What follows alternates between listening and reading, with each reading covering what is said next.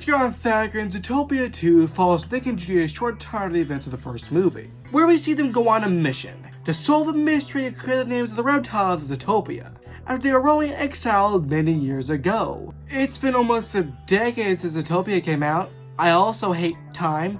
Now when it comes to the first Zootopia, it's really good. I still really like it. I kinda love a Disney movie that randomly references The Godfather, but I would be lying if I said I ever wanted a sequel.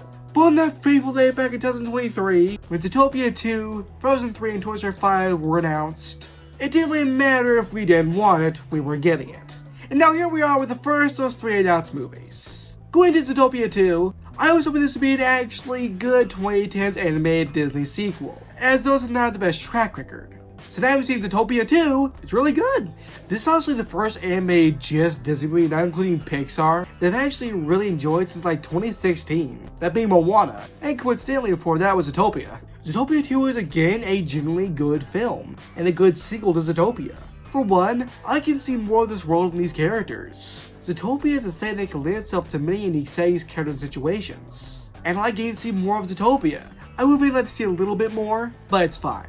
I like the developments of Nick and Judy and how they're going as friends / co-workers. And how the dynamic has changed, but also hasn't changed since the first film. I of course also like getting more of the returning characters, and these new characters. I was keen to the new reptiles in particular, mainly because they remind me of Rango, but I really dig these designs. And of course our main reptile character, Gary D. Snake, voiced by Ki Kwan, is of course a reference to me. This character was so likable, and I was really rooting for him in his goals. The animation, to no surprise, is great. It's honestly really impressive to see how much animation has improved since the first film, which already looked great itself. I will say there are one too many things from the first one that are brought back in this one that just plot conveniences.